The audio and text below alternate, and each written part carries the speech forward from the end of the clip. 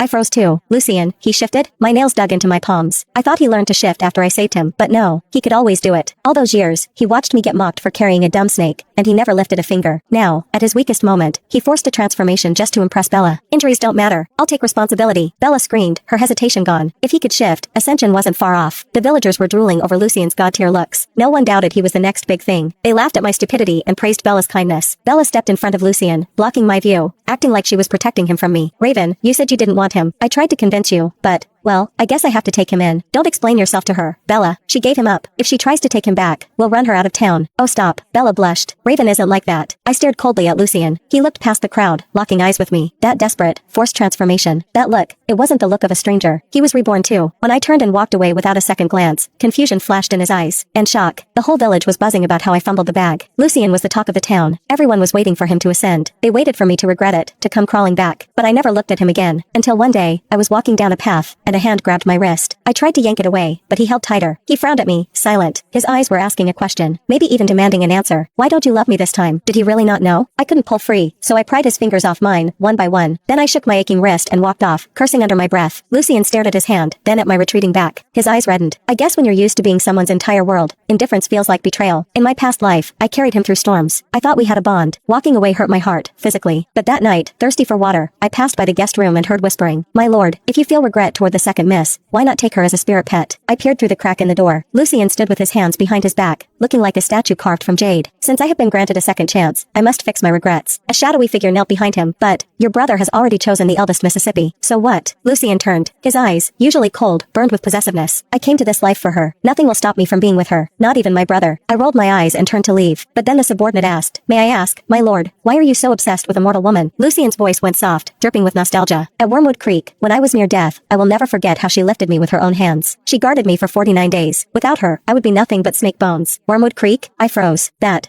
was where I saved a little white snake. I guarded him for 49 days. I never told anyone. So, the snake I saved there and the snake I brought home were the same snake? I clenched my fist and let out a silent, bitter laugh. Lucien, you absolute moron. I had no intention of claiming the credit. In this life, I had bigger plans than playing nursemaid to a reptile. I stopped going to the mountains to pick herbs. I stayed in my room, studying, until the annual spring gala. Bella dragged me out. It's the gala, Raven. If you don't go, the flower goddess won't bless you. Flower goddess? Blessings? I glanced at the history book on my desk, thought for a second, and nodded. I got you an outfit. Throw away those rags. You need to look pretty. She handed me a bag. I opened it later that evening. It was a hideous red floral shirt with neon green pants. It looked like a clown threw up on a Christmas tree. But when I went to find my other clothes, they were gone. Hungry and out of options, I put on the clown